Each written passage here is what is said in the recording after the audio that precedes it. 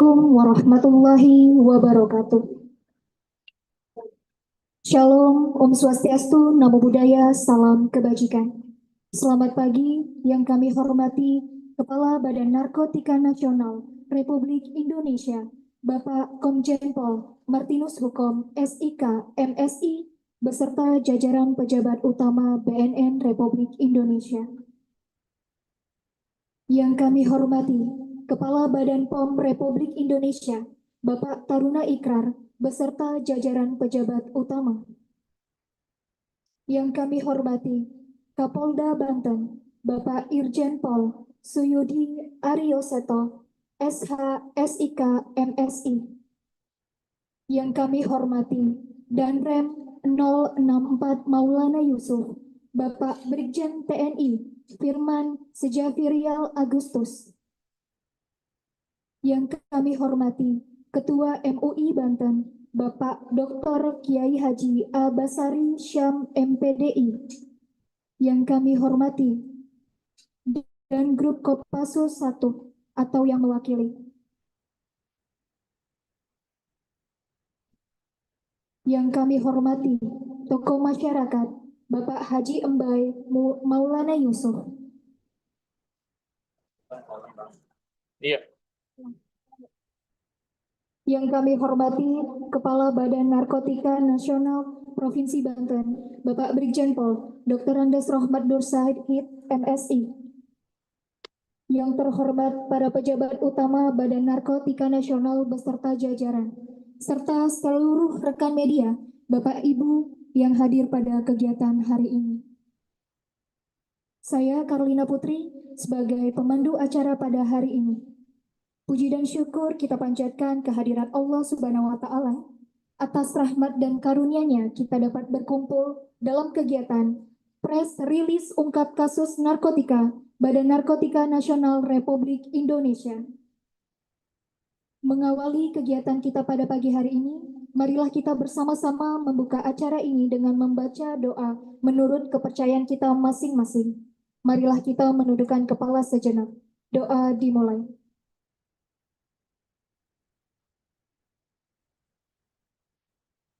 Doa selesai. Selanjutnya, sambutan-sambutan yang akan disampaikan. Yang pertama, Kepala Badan Narkotika Nasional Republik Indonesia, kepada Bapak Komjen Pol Martinus Hukom, SIK, MSI, kami persilahkan.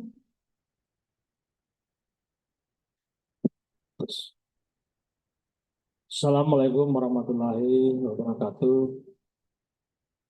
Salam sejahtera buat kita semua. Om Swastiastu, Namo Buddhaya, salam kebajikan. Salam sehat tanpa narkoba. Salam sehat tanpa narkoba. Mohon hadirin, saya ulangi salam khasnya BNN dan ini menjadi komitmen kita bersama-sama setiap saat. Salam sehat tanpa narkoba. Salam sehat tanpa narkoba. Terima kasih.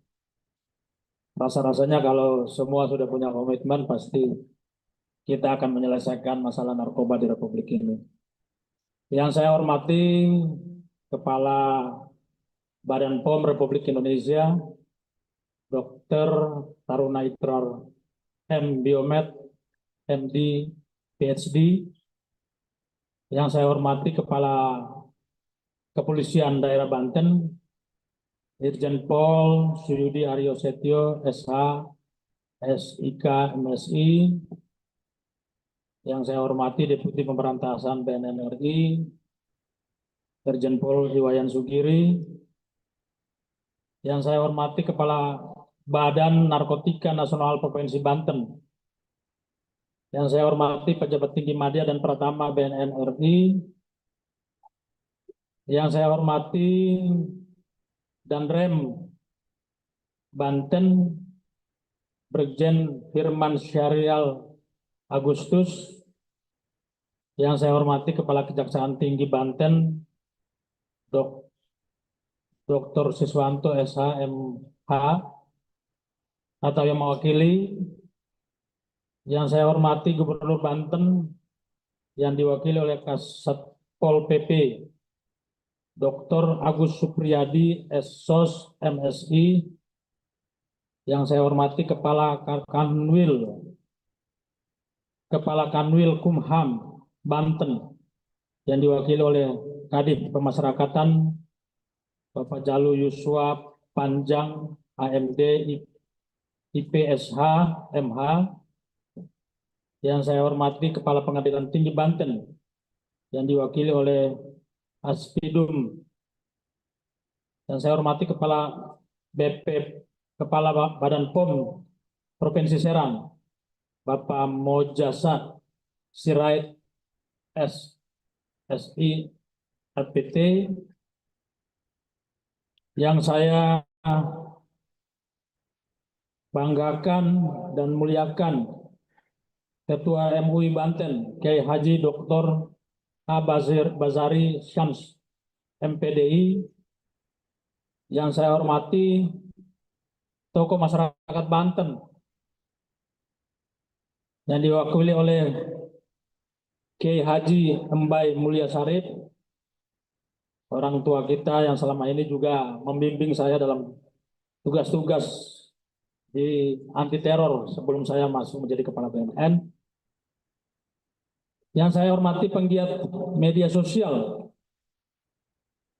Rambo Banten, yang saya hormati para wartawan, hadirin dan masyarakat Provinsi Banten yang saya muliakan, yang saya hormati Komandan Grup 1 Kopassus atau yang mewakili,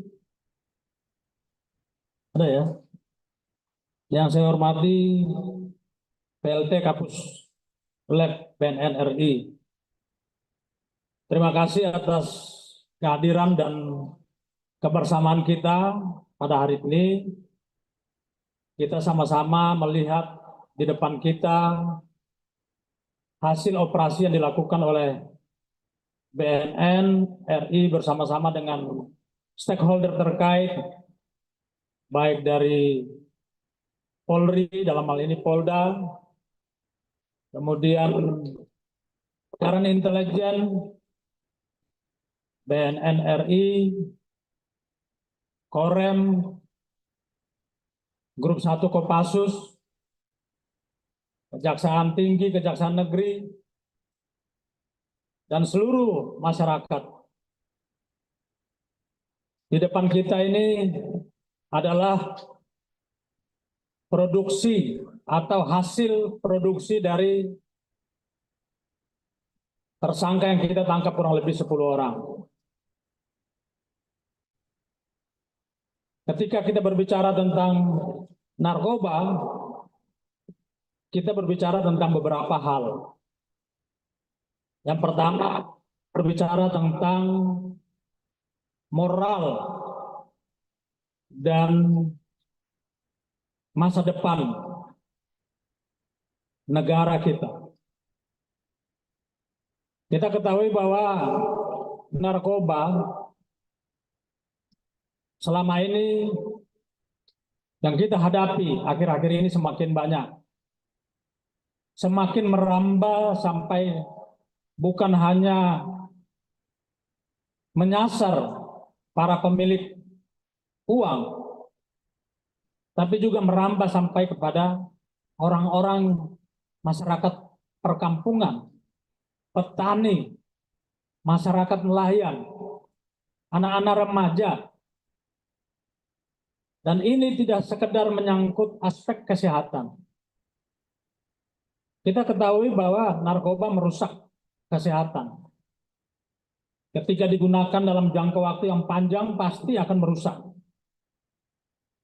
Kerusakan kesehatan, mungkin saya bukan ahli kesehatan, tapi paling tidak saya bisa menjelaskan secara umum bahwa ada aspek kesehatan yang diserang, dan pada akhirnya juga merusak moral. Lalu ketika merusak moral, artinya merusak perilaku manusia. Manusia secara individu maupun manusia secara kolektif. Tanggung jawab moral, tanggung jawab seseorang yang sudah terserang narkoba ini, dia menjadi manusia yang tidak utuh lagi sebagai manusia pada hakikatnya. Dia tercabik-cabik oleh pengaruh narkoba, akhirnya merusak juga mental, merusak moral. Dan ini berkonsekuensi kepada masa depan bangsa ini. Bagaimana masyarakat kita ketika moralnya rusak, lalu kita punya cita-cita untuk mewujudkan Indonesia Emas 2045, ini tidak akan tercapai. Yang kedua, ini berhubungan juga dengan bisnis, tapi berbeda dengan bisnis-bisnis yang biasanya dilakukan dalam rangka meningkat taraf hidup masyarakat.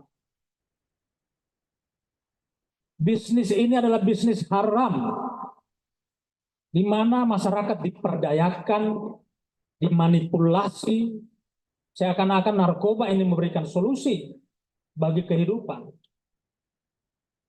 Ternyata tidak. Seperti tadi saya sudah jelaskan tadi, narkoba merusak moral, merusak mental, merusak generasi, dan pada akhirnya merusak masa depan bangsa ini. Kita kembali lagi kepada bisnis. Masyarakat ditawarkan, dimanipulasi untuk menggunakan barang-barang berbahaya. Apa yang memanipulasi ini?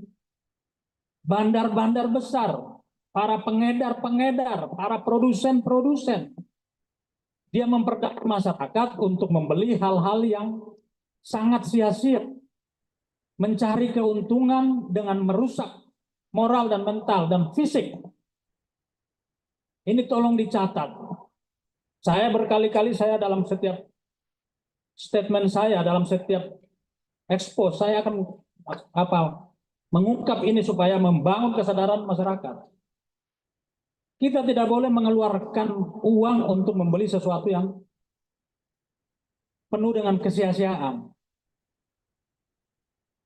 Kita sedang diperhadapkan dengan satu problem stunting, kesehatan generasi, kesehatan daripada atau aspek gizi daripada anak-anak kita di satu sisi, tapi di sisi lain ada orang-orang tertentu yang lebih memilih barang-barang yang tidak ada guna.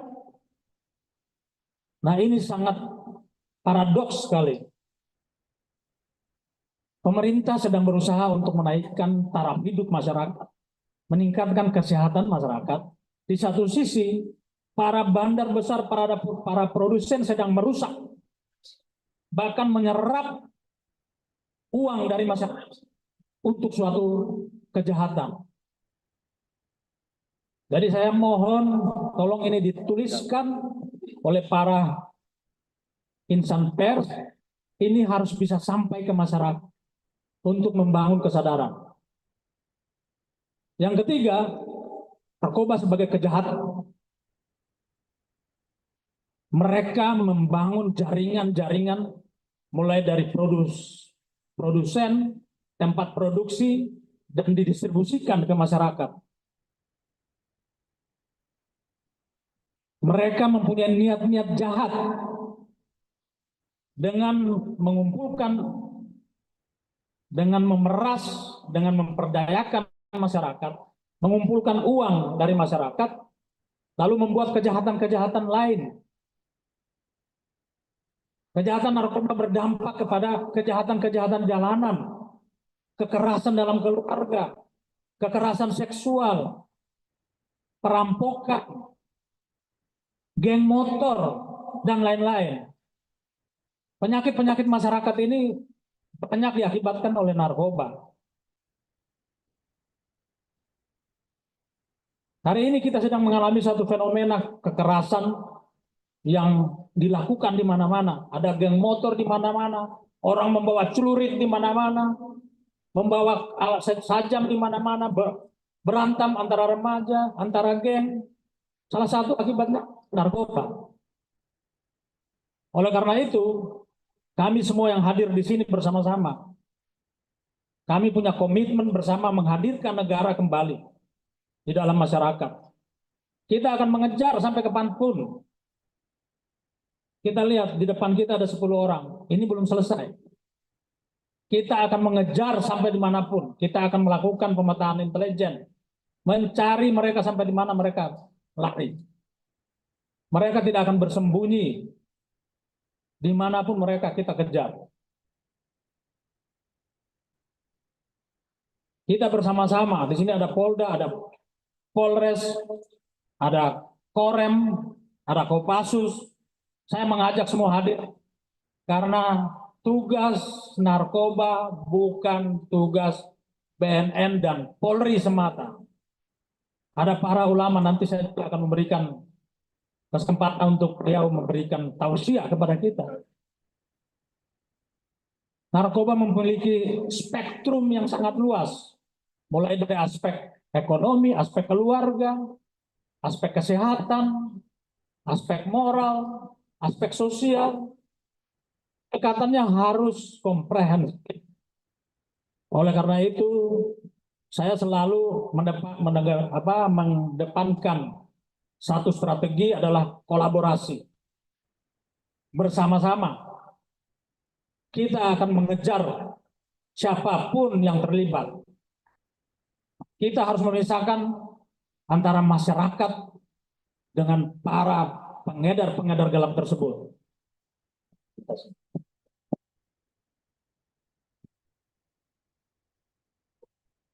Kita sama-sama hadir di sini dengan satu komitmen bahwa bersama-sama itu lebih baik. Dan tolong pesan saya kepada para produsen, para bandar, jangan kalian bermain-main. Negara siap menghadapi. Negara siap menghadapi mereka, menghadapi kalian. Karena kita ingin menciptakan Indonesia emas tahun 2045. 2045 Indonesia emas bukan turun dari langit begitu saja, tapi itu ada proses. Salah satunya adalah bagaimana mempersiapkan masyarakat kita, generasi yang unggul, tidak diintervensi oleh zat-zat yang berbahaya, zat-zat haram ini. Mungkin itu saja yang perlu saya sampaikan, dan saya berharap pesan saya ini bisa sampai kepada masyarakat, saudara-saudara kita, sesama umat manusia yang kita cintai, agar kita terhindar dari bahaya peredaran gelap dan penyalahgunaan narkotika. Sekian dan terima kasih. Wassalamualaikum warahmatullahi wabarakatuh. Waalaikumsalam warahmatullahi wabarakatuh. Salam sejahtera buat kita semua. Om Santi Santi Santi Om. Kami ucapkan terima kasih atas sambutannya Bapak. Untuk selanjutnya, sambutan dari Kepala Badan POM Republik Indonesia kepada Bapak Taruna Ikrar, kami persilahkan.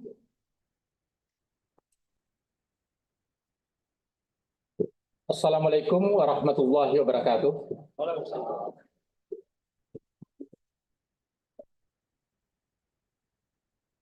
Om Swastiastu, Namo Buddhaya, salam kebajikan, salam sehat, rahayu. Saya sangat senang tadi. Narkoba ya, kita harus lawan sampai ke akar-akarnya. Dan salam yang dipimpin oleh Pak Kepala Badan tadi luar biasa. Menggelegar sampai ke nurani kita. Yang kami hormati, Kepala Badan Narkotik Nasional Republik Indonesia, Komisaris Jenderal Polisi Martinus Hukom, Kepala Polda Banten, Irjen Polisi Suyudi Ariseto, kemudian Kepala Kejaksaan Tinggi Banten, Dr. Siswanto, Komandan Korem Banten 06 Maulana Yusuf, Brigadir Jenderal TNI Firman Safrigal, yang kami muliakan Ketua Majelis Ulama Banten, Dr. Kiai Haji Basari Syam, dan baik dari Polda, dari BNN, dan dari Kopassus, serta tokoh masyarakat, khususnya demikian juga pada insan pers. Ini sangat penting, Bapak, mungkin karena ini perlu sampai ke masyarakat luas, bahwa Badan POM juga berkomitmen akan bersama dengan BNN akan ikut memberantas baik itu mafia maupun penyalahgunaan obat sampai ke akar-akarnya. Itu komitmen kami. Sebagaimana kita ketahui bahwa Badan Pengawas Obat dan Makanan secara rutin melakukan pengawasan obat dan makanan yang dilakukan di 76 unit pelaksana teknis dari Sabang sampai Merauke. Kemudian selain pengawasan rutin, juga kami diamanatkan oleh Undang-Undang Kesehatan Nomor 17 Tahun 2023 tentang kesehatan. Badan POM juga memiliki tugas fungsi untuk melakukan penindakan. Kemudian Badan POM tidak saja bekerja sendiri, tetapi dalam pengawasannya kami sangat membutuhkan mitra hukum, penegak hukum. Dan tentu Badan Narkotik Nasional juga menjadi mitra utama kami, bersama dengan kepolisian negara kita, dan tentu saja TNI dan Polri. Kemudian operasi intelijen ini merupakan implementasi dari pelaksanaan nota kesepahaman antara Badan POM dan BNN dalam pencegahan dan pemberantasan penyalahgunaan peredaran narkotik dan prekursor narkotik. Nah, saya terpaksa harus bacakan karena ada beberapa poin yang harus dijelaskan. Saat ini tren kasus penyalahgunaan obat bukan hanya terjadi pada obat-obat golongan narkotik, tapi juga psikotropik, namun juga terjadi pada beberapa obat lain yang memiliki obat serupa narkotik, yaitu obat tertentu, peredaran obat-obat tertentu yang salah satunya yaitu prekursor narkotik yang marak. Data kerawanan kejahatan obat-obat makanan tadi itu sangat berbahaya. Ada tren, Bapak, di masyarakat berubah jadi karena narkotik mungkin dia akan bisa dihukum mati, maka dia mengembangkan obat-obat yang kita sebut dengan obat-obat tertentu. Dan ini juga sesuai dengan peraturan Badan POM nomor 10 tahun 2019. Dan dari operasi intelijen bersama dengan BNN dan Badan POM telah dilaksanakan penindakan sebagai berikut. Temuan di sarana pada operasi ini yaitu 2.729.500 tablet heximer. Ini mengandung trihexyphenidil yang merupakan OTT. Jadi ini langsung bekerja pada sistem saraf pusat kita. Ini sangat berbahaya, Bapak. Kemudian juga 1 juta pil yang mengandung paracetamol, kafein, dan karisopropal merupakan narkotik golongan 1, dan 1 ton, bukan 1 truk, tapi ini 1 ton bahan baku yang akan digunakan untuk memproduksi PCC. Ini sangat berbahaya bagi rakyat kita, dan kami sangat berterima kasih atas dukungan dari Badan Narkotik Nasional. Kita bersama-sama akan menindak secara tegas. Badan POM mendukung tindak lanjut terhadap penanganan temuan ini sesuai peraturan perundang-undangan. Nah, dalam konteks itulah, efek dari temuan kami ini tentu sangat berbahaya bagi masyarakat, khususnya masyarakat sudah mulai berubah dari tren pemakainya menjadi sampai ke tahap yang lebih muda, yaitu milenial. Dan ini akan berdampak sangat berbahaya bagi masa depan kita. Ada bahasa kalau mau merusak suatu negeri, karena yang sudah tua, nasionalisme dan sebagainya sudah kuat, tapi kalau generasi mudanya hancur, negeri kita akan hancur, binasa di masa depan. Maka saya sangat setuju dengan instruksi Bapak Kepala Badan Narkotik tadi. Kita betul-betul ingin menghancurkan sampai ke akar-akarnya. Mudah-mudahan dengan demikian bisa berdampak sangat besar untuk bangsa dan negara kita memasuki usia emas tahun 2045. Sebagai penutup, kami ingin sampaikan bahwa narkotik dan psikotropik serta golongan satu pun ini bisa berdampak dalam merusak masa depan bangsa, dan bukan saja berdampak secara ekonomi, berdampak keamanan, berdampak kepada pertahanan bangsa kita. Dan ini juga sesuai dengan instruksi Bapak Presiden kita, baik Presiden Pak Jokowi maupun Presiden terpilih Bapak Jenderal Prabowo, yang ingin menuntaskan ini sampai ke akar-akarnya. Kita beliau ke kami, yaitu tuntaskan ini, mafia ini sampai ke akar-akarnya. Saya kira itu menjadi pernyataan tegas dari Badan Pengawas Obat dan Makanan, dan kami membutuhkan kerjasama semua pihak. Demikian, billahi taufiq wal hidayah. Wassalamualaikum warahmatullahi wabarakatuh. Waalaikumsalam warahmatullahi wabarakatuh. Terima kasih atas sambutannya, Bapak. Sambutan selanjutnya yang akan disampaikan oleh Kapolda Banten kepada Bapak Irjen Pol Suyudi Aryo Seto, SH, SIK, MSI, kami persilahkan.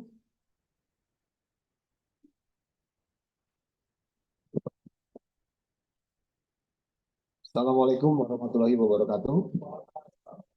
Salam sejahtera untuk kita sekalian. Shalom, Om Swastiastu, Namo Buddhaya, Salam Kebajikan. Yang saya hormati dan banggakan Kepala Badan Narkotika Nasional Republik Indonesia, Komisaris Jenderal Polisi Martinus Hukom SIK MSI. Yang saya hormati Bapak Kepala BPOM RI, Dr. Taruna Ikrar, MPAM, MD, PhD.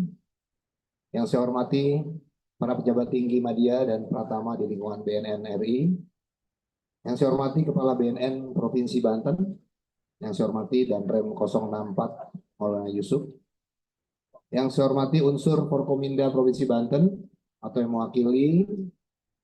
Yang saya hormati Ketua MUI Provinsi Banten, para tokoh agama dan masyarakat, serta para pimpinan instansi terkait, para hadirin, insan pers yang saya hormati dan saya banggakan.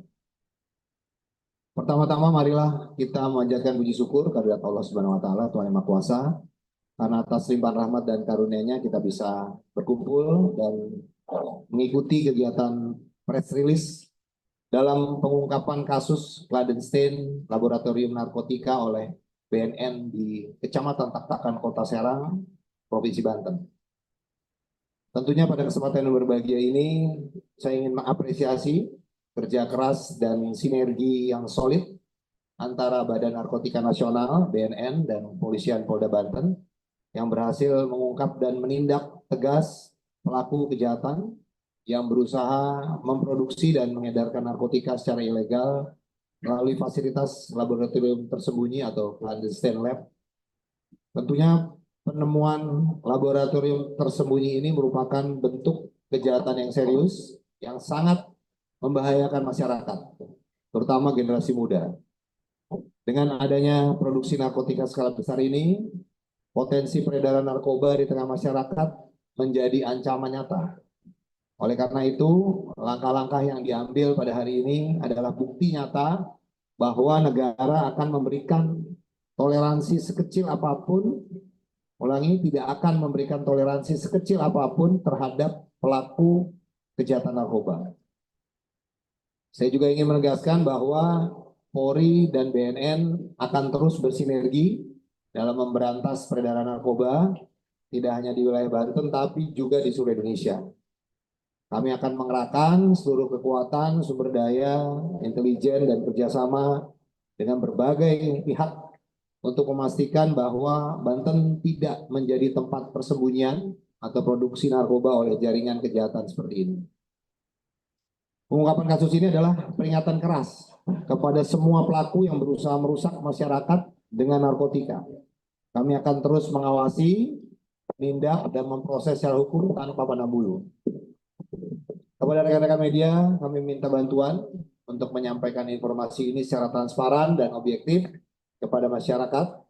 Informasi yang akurat, yang sangat penting untuk meningkatkan kesadaran masyarakat tentang bahaya narkotika, serta mendukung upaya pencegahan dan pemberantasan.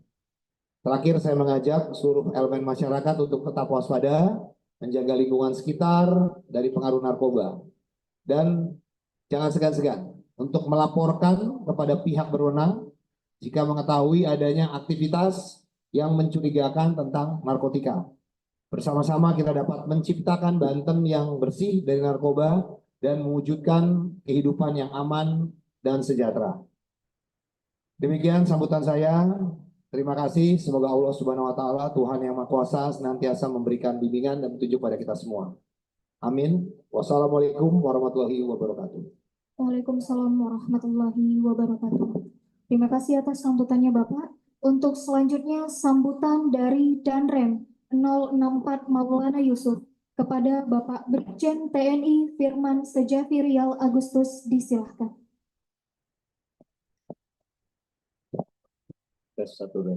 Assalamualaikum warahmatullahi wabarakatuh.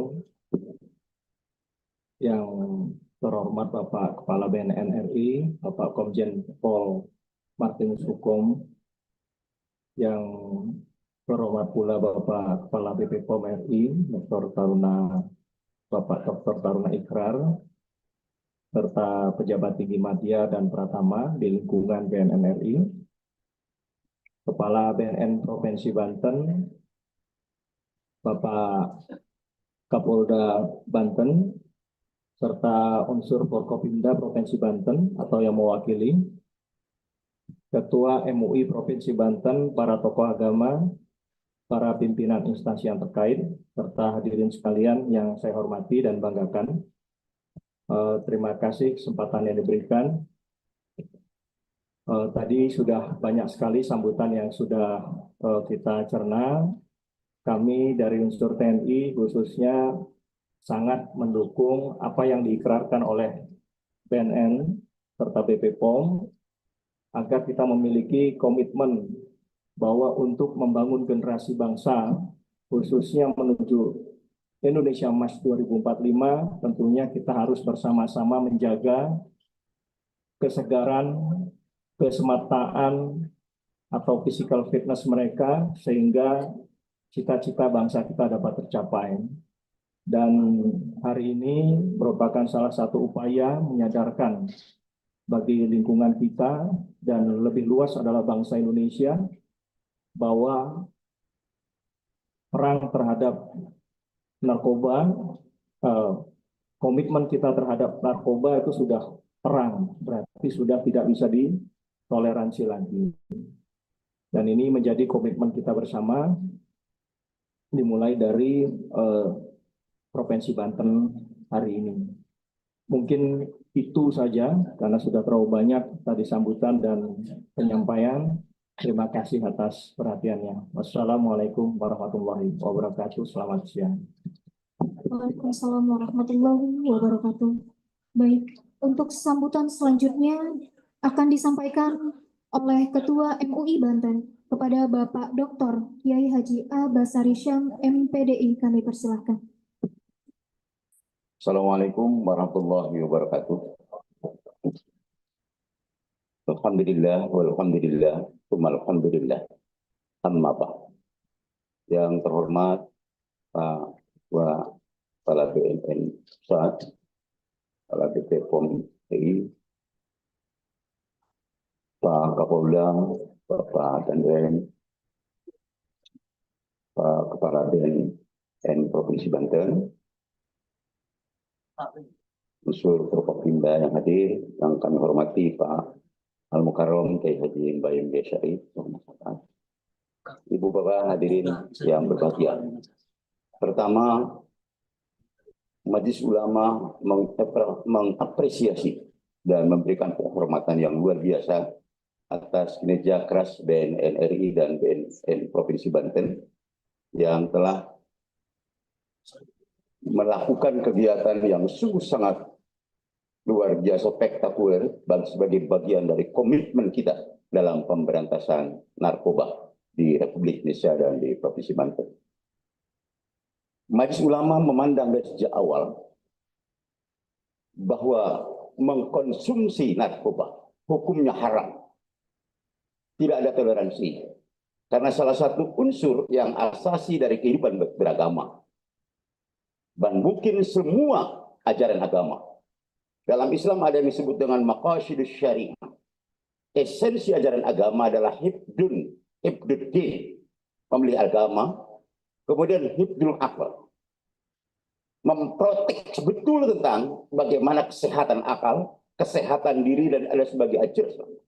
Karena itu apapun yang dilakukan, kalau ini akan merusak kesehatan, merusak akal, pasti itu semua bertentangan dengan nilai-nilai ajaran agama dan hukumnya haram dikonsumsi.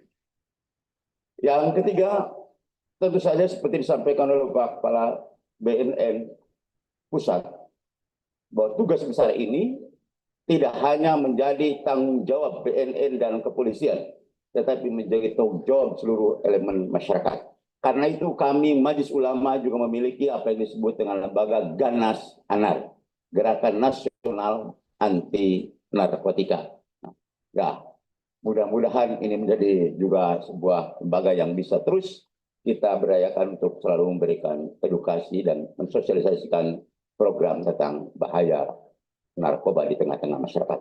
Yang terakhir, kita mulai dari sesuatu yang kecil, kita kembangkan. Dalam Islam itu ada yang disebut dengan kullu muskirin haramun. Setiap yang memabukkan itu hukumnya haram. Terlebih-lebih kepada persoalan yang akan merusak pikiran, hati, dan kesehatan. Mudah-mudahan Indonesia menjelang tahun 2045, Indonesia emas, kita diberikan kekuatan oleh Allah Subhanahu wa Ta'ala, paling tidak untuk mampu menyadarkan diri kita, keluarga, dan bangsa keseluruhan untuk terhindar dari persoalan besar ini. Terima kasih. Billahi taufiq hidayah. Assalamualaikum warahmatullahi wabarakatuh. Waalaikumsalam warahmatullahi wabarakatuh. Baik, untuk sambutan terakhir yang akan disampaikan oleh tokoh masyarakat kepada Bapak Haji Embai Mulia Syarif, kami persilahkan. Assalamualaikum warahmatullahi wabarakatuh. Bismillah, walhamdulillah, wassalatu wassalamu ala rasulillah wa ala alihi wa ashabihi wa mawalah. Wala hawla wala quwwata illa billah, amma ba'd. Yang terhormat dan sangat kita banggakan Bapak Kepala BNN Republik Indonesia, Bapak Komjen Pol Martinus Hukom, beserta seluruh jajaran, Bapak Kepala BP POM Pusat, kemudian Bapak Kapolda Banten beserta jajaran, Bapak Danrem 064 Maulana Yusuf beserta jajaran, Ketua MUI Provinsi, beserta para Forkopimda atau yang mewakili, tentu saja juga para rekan dari media dan masyarakat yang hadir pada kesempatan ini. Tadi sambutan sudah banyak, jadi yang pertama saya ingin menyampaikan apresiasi yang setinggi-tingginya atas prestasi yang hari ini kita saksikan, yaitu penangkapan terhadap produsen narkotika yang sudah dilakukan oleh BNN RI beserta Kapolda Banten dan seluruh yang stakeholder yang ikut mendukung gerakan ini. Kemudian yang kedua, tentu saja kita semua prihatin di tempat yang seperti ini, di tempat yang sangat terbatas ini, ada upaya membuat obat-obat terlarang di sini. Nah, kemudian Bapak Ibu sekalian, saya ingin menyampaikan testimoni Pak Jin. Saya termasuk korban. Anak saya yang pertama itu korban. Tadi sudah disampaikan oleh Pak Kepala BNN RI bahwa kalau korban, tadi beliau menyatakan bahwa narkoba itu lebih berbahaya dari terorisme. Karena beliau juga mantan Kadensus 88. Kenapa? Kalau korban terorisme itu misalnya dia tewas, ya sudah waktu itu saja selesai. Tapi korban narkotika itu seumur hidup akan jadi beban. Beban keluarga dan beban masyarakat. Seumur hidup. Saya ketika anak saya terkena karena tidak tahu cara menanganinya, malah saya kerasi. Saya jauhi. Dan kemudian akhirnya saya titipkan di RSKO. rumah sakit ketergantungan obat, sampai masuk ke rumah sakit jiwa. Biayanya mahal. Biayanya mahal. Nah ini makanya saya geram ya, saya gemas. Untuk itu saya kepada BNN RI saya menghibahkan tanah untuk dibuatkan panti rehabilitasi di Kecamatan Padarincang. Karena saya merasa geram, karena saya tidak berdaya. Kalau saja boleh Pak, ya kalau boleh, saya bakar hidup-hidup itu bandar-bandar pengedar-pengedar itu. Karena saya merasakan penderitaan bagaimana kalau orang yang tidak mampu. Itu betul tadi yang disampaikan oleh Pak Kepala BNN dan Kepala BP POM. Ya, untuk itu Pak, kami masyarakat sangat mendukung Pak. Perang melawan narkotika ini. Tumpah sampai sehabis-habisnya. Jangan sampai terus korban berjatuhan. Dan mereka ada di mana-mana. Mereka perilakunya kelihatan seperti orang soleh. Orang baik. Sholatnya, puasa sunnahnya, segala macam rajin. Tapi tidak menyangka bisnisnya seperti ini. Tadi disampaikan oleh Ketua MUI Provinsi. Mengkonsumsi haram, memproduksinya juga haram. Memproduksi barang ya haram, hukumnya ya haram. Ini mudah-mudahan kita semua bisa memahami bahwa semua yang dilarang oleh agama dan oleh negara itu akan berakibat menyusahkan. Baik di dunia maupun di akhirat. Mari kita bersama-sama bergandengan tangan. Jangan sampai kita terkecoh oleh perilaku-perilaku yang seperti kelihatan orang baik, orang dermawan, orang yang soleh, tapi ternyata bisnis secara tersembunyi melakukan memproduksi barang-barang haram yang merusak dan daya rusaknya melebihi bahaya terorisme. Sekali lagi terima kasih Pak Kepala BNN, Pak Kepala BP POM, Pak Kapolda, Pak Danrem dan semuanya. Ya mudah-mudahan kita berdoa kepada Allah agar bangsa ini betul-betul dilindungi oleh Allah dari bahaya kehancuran akibat narkoba. Terima kasih. Hadanallahu wa iyyakum ila siratal mustaqim. Wassalamualaikum warahmatullahi wabarakatuh. Waalaikumsalam warahmatullahi wabarakatuh. Baik, Bapak Ibu hadirin, meningkat ke acara inti, yaitu pembacaan press release oleh Direktur Psikotropika dan Prekursor BNN Republik Indonesia kepada Bapak Brigjen Pol Dr. Andes Aldrin MP Huta Barat SH MSI, kami persilahkan. Assalamualaikum warahmatullahi wabarakatuh. Salam sejahtera bagi kita sekalian. Om Swastiastu, salam kebajikan. Salam sehat tanpa narkoba. Mohon izin Bapak Kepala Badan Narkotika Nasional Republik Indonesia, Komisaris Jenderal Polisi Martinus Hukum, saya membacakan siaran pers. Badan Narkotika Nasional bongkar kasus clandestine laboratori narkotika di rumah mewah sudah produksi hingga jutaan butir PCC golongan 1 narkotika. Banten 2 Oktober 2024. Badan Narkotika Nasional mengungkap kasus clandestine laboratori di sebuah rumah mewah yang berlokasi di Kota Serang, Banten pada Jumat 27 September. Tim Badan Narkotika Nasional mengamankan 10 orang tersangka dengan total barang bukti berupa 971.000 butir narkotika jenis PCC yang dipanjang paracetamol, kafein, karisoprodol. Keberhasilan pengungkapan kasus ini tak lepas dari kerjasama antara Badan Narkotika Nasional dengan Polri, BPOM RI, dan Kementerian Hukum dan HAM, serta peran aktif masyarakat dalam memberikan informasi terkait adanya dugaan aktivitas laboratorium gelap narkotika di wilayah tersebut. Selanjutnya pada Jumat 27 September, Badan Narkotika Nasional melakukan penyelidikan dengan melakukan pemantauan terhadap paket berupa 16 karung yang dikirim melalui jasa ekspedisi. Dari hasil pemeriksaan diketahui karung tersebut berisi 960.000 butir pil putih yang setelah dilakukan uji ternak, pil tersebut mengandung narkotika jenis PCC.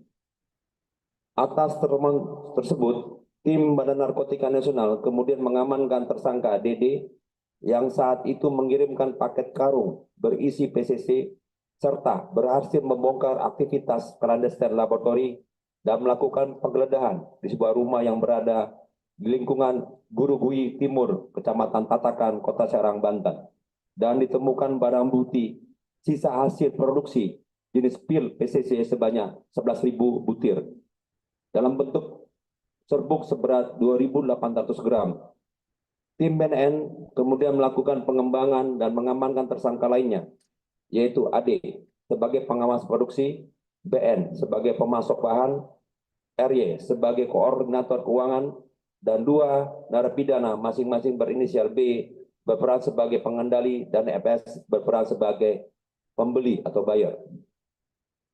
Selanjutnya pada Sabtu 28 September, tim Badan Narkotika Nasional melanjutkan operasi secara intensif di beberapa titik seperti Ciracas, Jakarta Timur, Lembang, Jawa Barat, dan Serang, Banten, hingga akhirnya mengamankan tersangka lainnya yaitu AC, pengemas hasil jadi, JF sebagai koki atau pemasak, Aset sebagai pemasok bahan, dan LF sebagai pemasok bahan dan pengemas hasil jadi yang terlibat dalam produksi dan distribusi narkotika jenis PCC tersebut.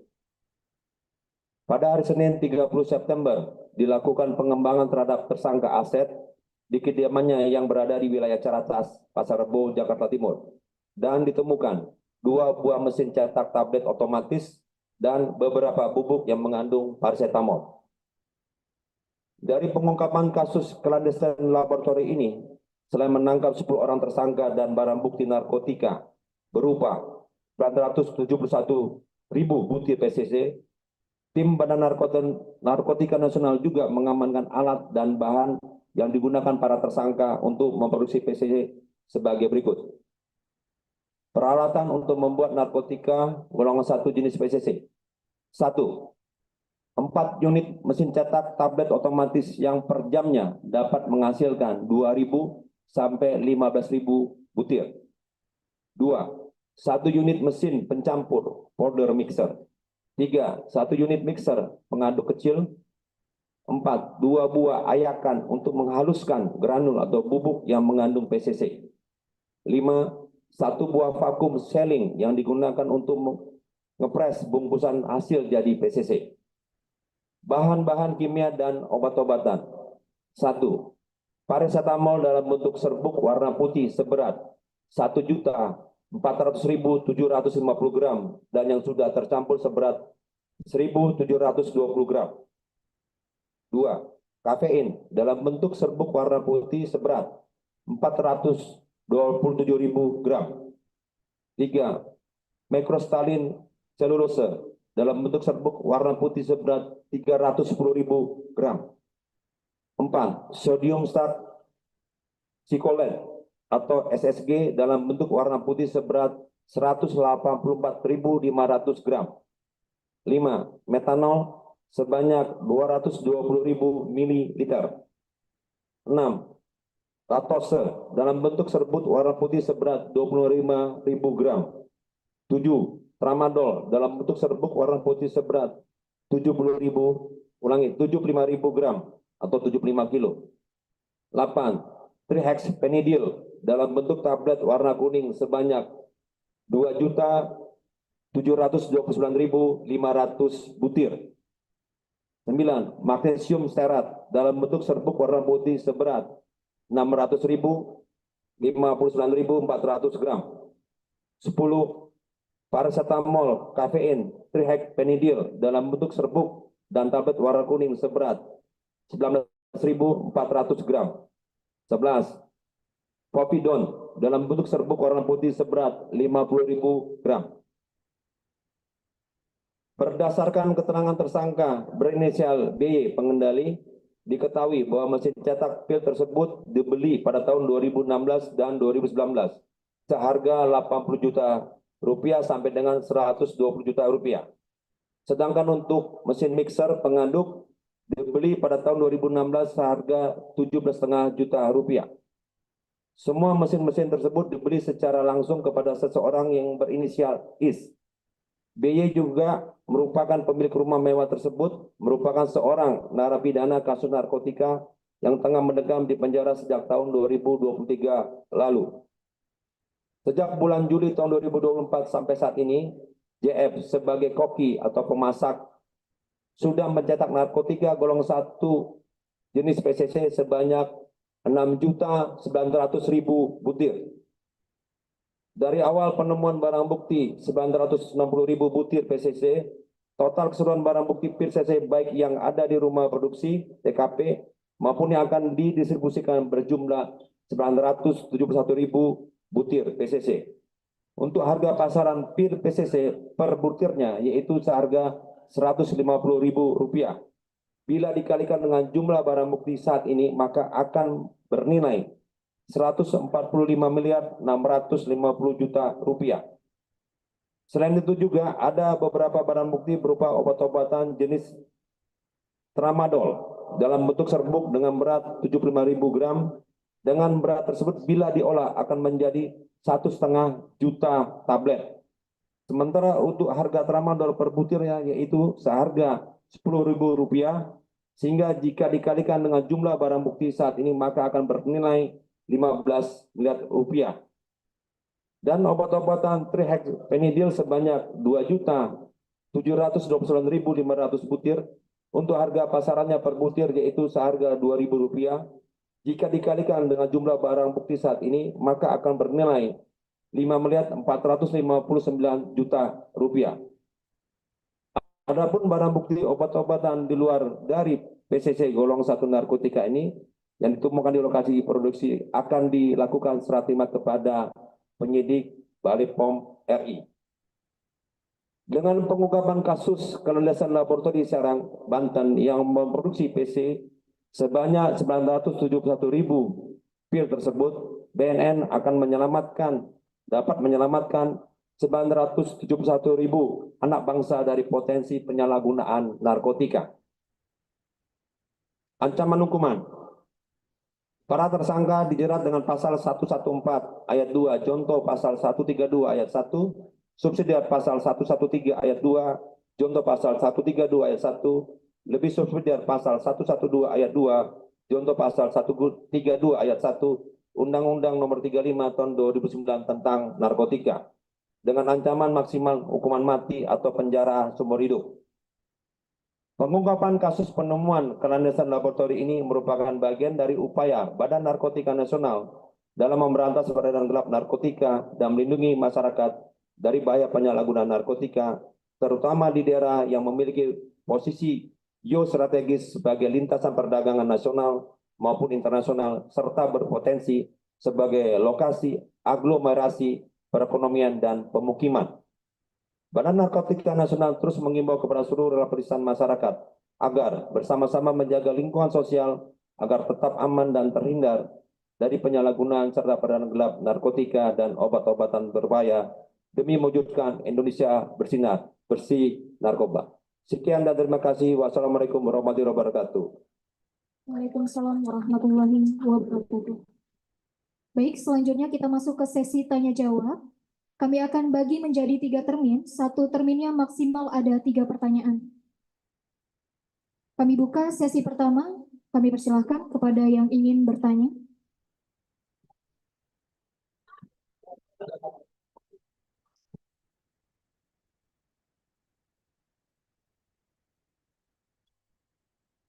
Assalamualaikum warahmatullahi wabarakatuh. Nama saya Engkos Sosasi dari Tribun Banten.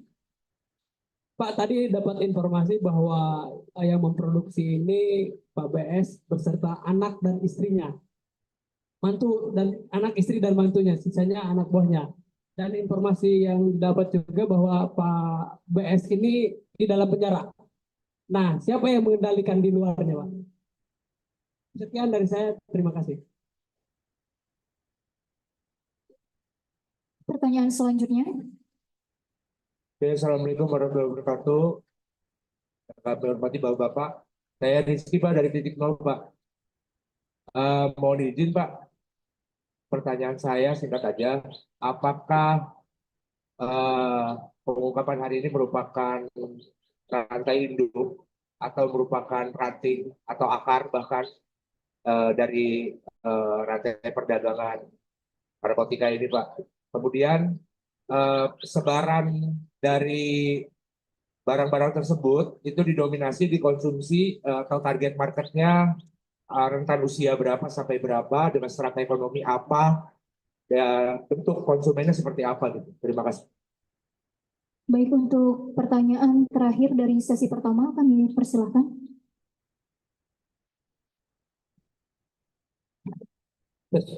Izin Pak, saya Fahmi dari Radar Banten Pak. Ada beberapa pertanyaan Pak. Yang pertama, berdasarkan keterangan tetangga Ketua RT, gaya hidup tersangka ini glamor Pak. Mobil mewahnya berganti-ganti. Sudah ada belum dilakukan penyitaan, kemudian penelusuran aliran uang terkait produksi narkoba ini mungkin berapa nilainya Pak? Terus rumah-rumah mewah dan hasil dari produksi ini apa yang mungkin disitaran Pak? Terus kemudian ini sudah berapa lama beroperasi dan kira-kira selama beroperasi itu sudah berapa banyakkah yang sudah diproduksi dan diedarkan? Terus kemudian ini diedarkan di mana saja Pak? Karena informasinya peredarannya bukan di sini melainkan di Kalimantan dan Sulawesi. Terus selain ditaktakan tempat produksinya di mana saja mungkin Pak? Karena berdasarkan pantauan warga di sini cenderung sepi, aktivitasnya jarang terlihat ada warga. Kemudian ada kerjasama dengan PPATK nggak Pak? Mungkin terkait aliran uang di sini Pak kemana aja, mungkin berapa nilainya mungkin Pak? Itu aja dari saya, terima kasih. Baik, terima kasih atas pertanyaannya Bapak. Untuk sesi pertama sudah terkumpul 3 pertanyaan. Kami persilakan untuk berkenan dijawab. Terima kasih atas pertanyaannya. Yang pertama, pertanyaannya tentang siapa pengendali di luar. Yang mengendalikan di luar adalah tersangka yang kita inisial DD, Delta, salah satu dari 10 tersangka yang kita tangkap. Dan tetap dikendalikan dari dalam oleh yang bersangkutan.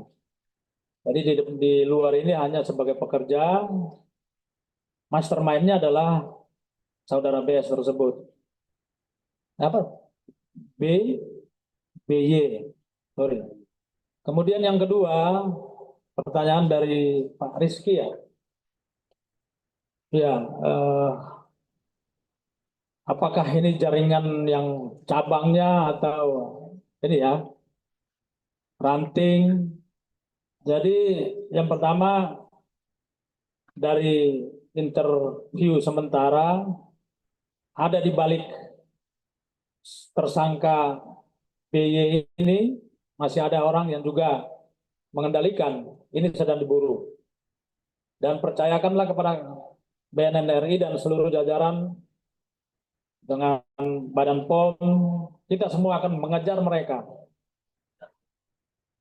Dan bukan hanya ke bawah, tapi juga ke atas. Hal ini juga berhubungan dengan upaya mendistribusikan dan bagaimana kita memiskinkan mereka. Ada pertanyaan-pertanyaan tadi.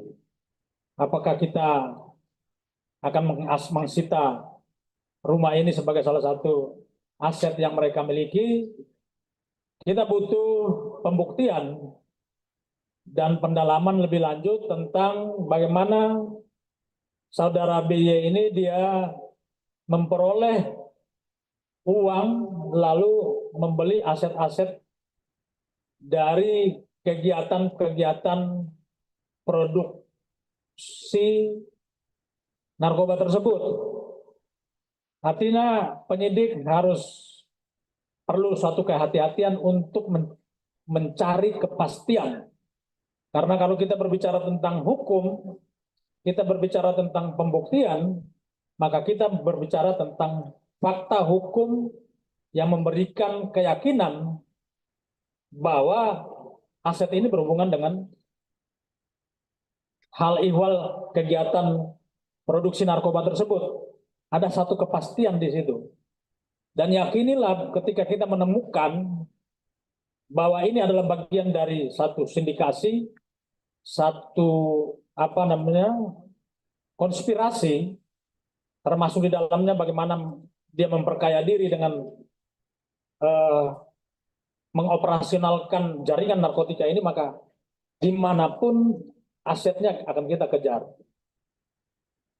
Kemudian bagaimana mendistribusikan, ya seperti yang saudara-saudara lihat di depan yang sudah dibungkus dengan karung ini adalah hasil sitaan yang disita bukan dari sini, tapi disita di ekspedisi. Karena kita menangkap mereka di ekspedisi, mengikuti mereka. Yang pertama, mereka total produksinya sudah kurang lebih 345 koli atau sebanyak 6,9 juta butir, di mana satu koli itu 20.000 butir. Nah, yang kita temukan di sini baru kurang lebih, kalau PCC sendiri hampir 1 juta. Artinya sudah ada barang yang lewat, sudah ada di pasar. Nah, saya perintahkan untuk mengejar siapa yang menerima barang-barang ini. Ini tidak akan berhenti. Saya mohon dukungan masyarakat, doa dan dukungan moral. Kita akan mengejar sampai ke akar-akarnya. Mereka kemarin kedapatan, mereka akan mengirim ke Jawa Timur. Tapi tidak menutup kemungkinan kita akan melihat semua list pengiriman barang di sekitar ekspedisi yang ada di Banten. Jadi saya juga mohon kepada para pengusaha ekspedisi, kita akan bekerja sama dengan pengusaha ekspedisi untuk memberikan data-data itu sehingga kita bisa mengetahui di mana dan kemana mereka menyebarkan, baik dari cabang-cabang yang besar, penampung kedua dari produsen, lalu turun ke bawah lagi sampai ke masyarakat. Ini harus kita lakukan karena masih banyak yang belum kita temukan. Ada kurang lebih 4-5 juta butir yang sudah tersebar di Jawa Timur, kemudian di Banjarmasin, kemudian di Jakarta. Nah, ini tugas besar kita, menyelamatkan masyarakat dari para pengedar ini. Kemudian tadi gaya hidup sudah ada hubungannya dengan pertanyaan yang kedua tadi, atau pertanyaan kedua. Kemudian masalah rumah sudah saya terjawab. Kemudian kita akan bekerja sama dengan seluruh stakeholder yang terkait, terutama dengan PPATK, dengan OJK, dengan bank-bank yang ada di Indonesia untuk menelusuri aset-asetnya, supaya kita tahu persis, mendapat satu kepastian tentang bagaimana aset itu berasal. Awal mulanya mereka mendapatkan aset tersebut. Dan sudah berapa lama mereka beroperasi? Dari hasil interogasi sudah kurang lebih dari awal Juli, artinya 2 bulan lebih. Namun kita lihat bahwa salah satu mastermind-nya adalah penjahat kambuhan.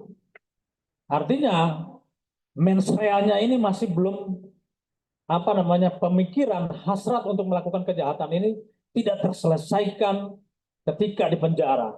Maka kita akan melakukan intervensi-intervensi lain, aspek-aspek kognitif lain untuk menghentikan hasrat daripada para tersangka ini supaya memberhentikan secara total, tidak lagi setelah itu menjadi kambuhan lagi. Maka saya minta kepada masyarakat, tersangka seharusnya sudah menjadi informasi publik. Dia ada di mana-mana, dia ada di penjara. Maka tugas kita bersama-sama adalah mengawasi ketika dia kembali ke masyarakat. Kita ajak dia, kalau dia dihukum dan diselesai penjara, masyarakat, tugas masyarakat adalah mari kita sama-sama memulihkan aspek niatnya untuk melakukan kejahatan. Atau kalau dia tidak berhenti juga, ya kita laporkan lagi kepada petugas supaya kita bisa memberhentikan ini niatnya itu. Nah itu kira-kira seperti itu. Terima kasih. Baik, kita masuk. Ini ada ditambahkan oleh Pak Kepala Bepom. Terima kasih. Terima kasih, Jenderal. Saya ingin menambahkan aja jawaban dari pertanyaan Bapak Rizky ya. Pertanyaan nomor 2, yang hubungannya dengan target pasar dan target konsumer. Kita tahu bahwa yang kita temukan di sini yaitu 2.729.500 heksimer dari trihexyphenidyl, kemudian juga mengandung TCC dan sebagainya.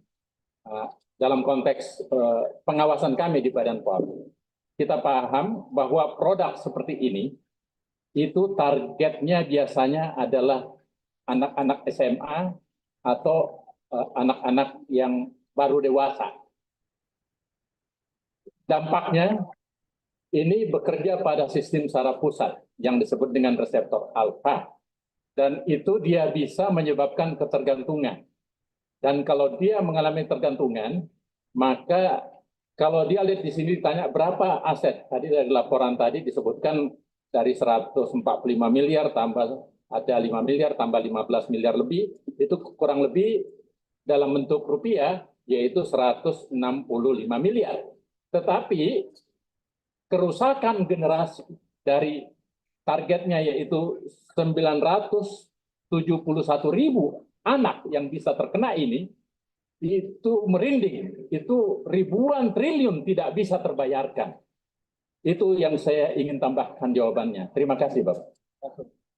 Terima kasih, Pak Kepala. Jadi para insan pers tolong ditulis apa yang disampaikan beliau. Jangan kita hanya mengekspos yang ada di sini tapi dampaknya itu harus kita ekspos supaya masyarakat itu memahami betul bagaimana kita sedang menghadapi satu fenomena bisnis haram yang lalu bukan hanya merusak mental tapi melemahkan negara secara ekonomi. Bagaimana kita harus memperbaiki aspek mental dari 971.000 orang itu. Nah, kira-kira seperti itu. Terima kasih. Baik, Bapak, terima kasih. Selanjutnya sesi kedua, kami persilahkan 3 pertanyaan.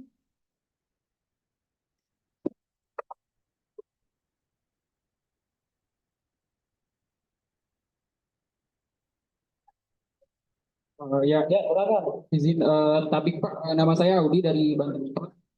Saya izin bertanya Pak. Pertama tadi kan katanya ini keterlibatannya ada keluarga suami, istri dan anak. Nah untuk anak dan istrinya sendiri ini keterlibatannya fungsinya seperti apa gitu? Apakah ini juga bisnis keluarga turun temurun atau seperti apa gitu Pak? Lalu tadi kan katanya baru beroperasi dari Juli, tapi tadi katanya alat dibeli dari tahun 2016. Apakah ada kemungkinan sebelumnya sudah beroperasi dan BY juga pengendali kan bisa mengoperasikan dari penjara. Apakah ada keterlibatan APH atau mungkin orang-orang yang punya power, terlebih juga ini produksinya kan di tengah kota gitu Pak, di kota Serang gitu. Itu mungkin Pak cukup. Baik, untuk pertanyaan kedua, kami persilahkan.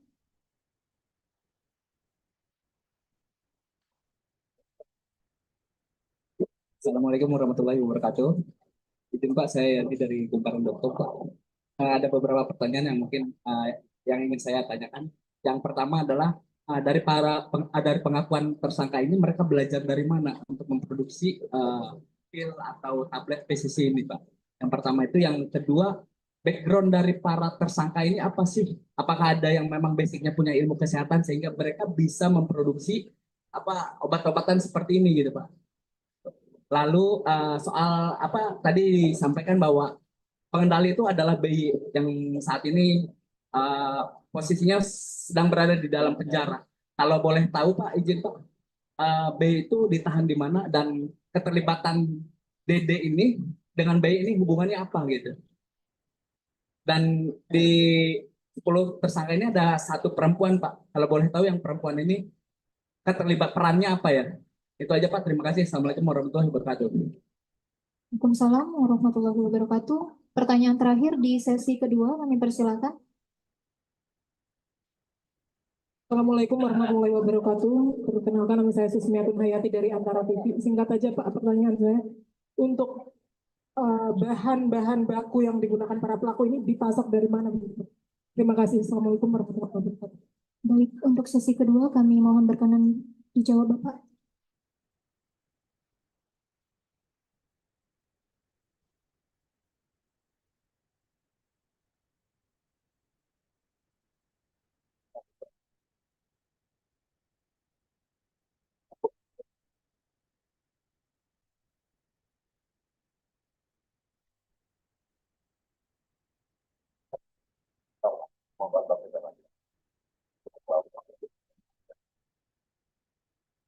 Oke, terima kasih. Yang pertama, hubungan keluarga ya. Karena kita ini menangkap suami istri ketiga. Ini bukan istri pertama, istri ketiga. Dan anaknya dari istri pertama. Jadi yang pertama adalah istri ketiga ini tugasnya adalah bagaimana mengatur keuangan pabrik ini, membayar orang, menggaji orang, kemudian juga menerima penjualan hasil penjualan. Jadi dia sebagai rekening penampung atas nama istrinya. Lalu yang kedua, anaknya ini tugasnya adalah melakukan mengantar hasil jadi kepada ekspedisi atau kepada pembeli. Kemudian yang berikutnya adalah tadi kenapa harus operasinya baru 2 bulan, tapi mesin sudah dibeli tahun 2016. Nah, ini problem yang harus kita ungkap karena sebegini, setiap kejahatan itu pasti ada jejak-jejak terakhir dari kejahatan tersebut. Kita ketahui bahwa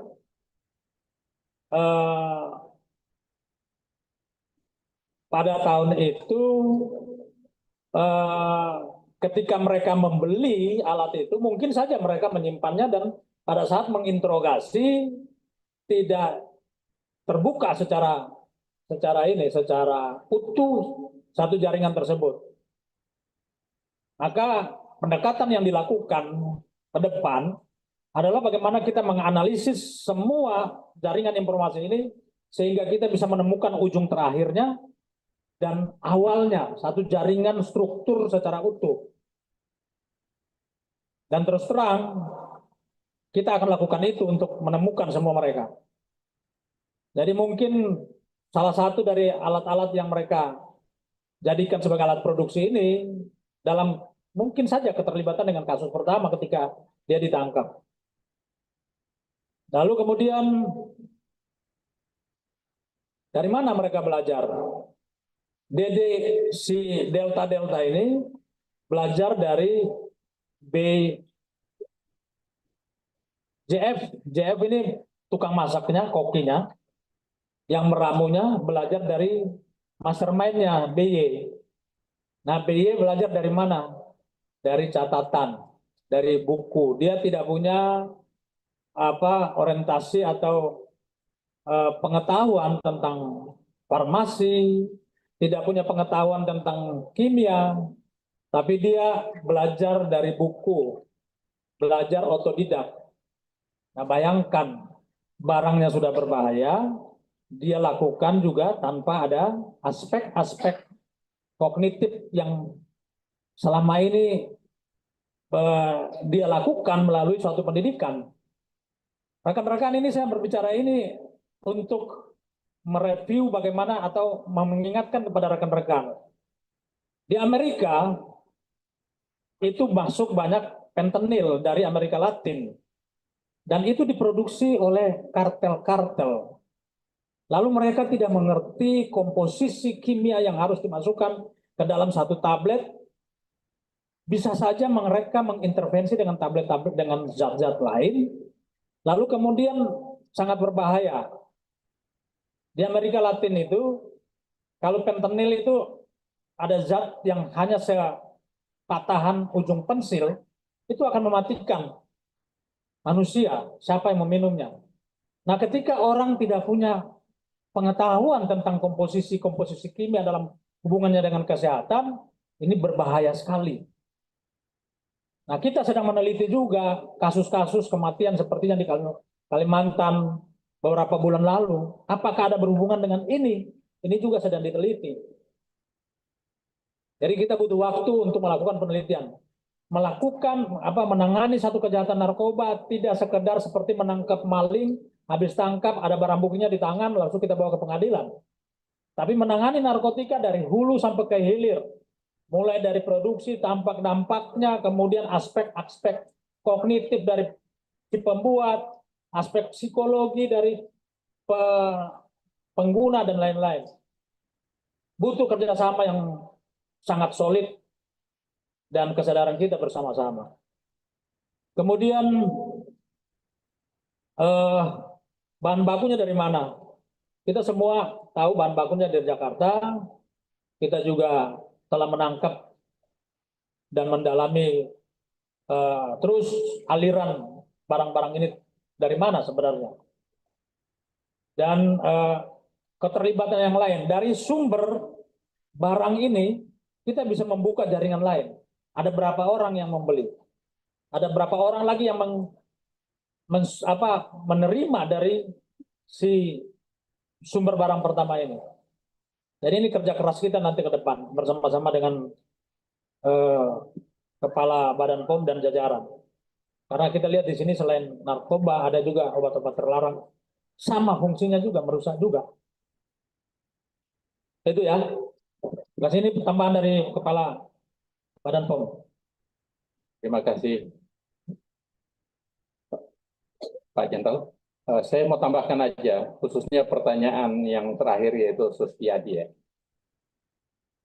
Kita tahu bahwa sudah jelas dalam aturannya, baik dalam Undang-Undang Kesehatan nomor 17 tahun 2003, peraturan pemerintah nomor 28 tahun 2004, ditambah dengan peraturan Badan Pengawas Obat dan Makanan nomor 10 tahun 2019. Obat-obat ini yang ada di depan ini adalah golongan yang disebut dengan golongan K, terus labelnya merah. Tidak bisa diperjualbelikan secara bebas dan juga tidak bisa didapatkan dengan mudah. Dokter saja yang meresepkan beberapa kali ini, itu langsung dilacak sama Badan POM. Apalagi dengan butiran yang jutaan kayak begini. Nah, berdasarkan itu, maka saya melihat untuk dari Badan POM, khususnya dari unit pelaksana teknis kita perlu sampai pada tingkat akan melakukan jangkauan sampai pada tingkat produsen di mana-mana yang bisa dijadikan. Kenapa? Karena kami akan bekerja keras untuk itu bersama dengan tentu Badan Narkotik Nasional. Jadi itu yang pertama saya ingin sebutkan, bahwa ini adalah obat-obat yang tidak bisa diperjualbelikan secara bebas, diresepkan saja. Dokternya itu harus didata. Kalau dia meresepkan, langsung masuk ke kita punya namanya National Command di Badan POM, langsung kita bisa lihat siapa dokter yang meresepkan. Apalagi tanpa resep kayak gini, sangat berbahaya. Bisa saja selain ketergantungan, bisa pasiennya bisa langsung meninggal sebetulnya kalau kelebihan dosis. Nah, misalnya Karisprodol itu golongan meprobat, izin edarnya ditarik, bahkan sudah ditarik pada Juli 2013. Kemudian Karisprodol dimasukkan golongan narkotik golongan 1 melalui Permenkes nomor 7. Nah, dari konteks ini berarti sangat berbahaya, Jenderal. Kita harus betul-betul masuk sampai asal muasalnya dari mana ini. Kalau dia ada hubungannya dengan apotik, kita juga akan bertindak untuk itu. Karena itu di bawah jangkauan tugas dari Badan Pengawas Obat dan Makanan. Kalau dia salah satu tupoksi Badan POM, semua produsen obat itu harus mendapat yang disebut cara pembuatan obat benar atau baik. ini tidak mendapatkan, berarti ada sudah ini undang-undangnya sudah berlapis ini. Jadi kami bersama dengan Badan Narkotik Nasional dan lembaga terkait termasuk kepolisian akan mengusut ini sampai tuntas. Saya kira itu tambahan dari Badan Pengawas Obat dan Makanan. Terima kasih. Baik, terima kasih Bapak. Hadirin sekalian, selesailah sesi tanya jawab kita. Selanjutnya kita akan masuki sesi foto bersama. Kami mohon berkenan kepada Bapak Kepala BNN RI untuk dapat foto bersama sebagai dokumentasi kegiatan kita pada hari ini.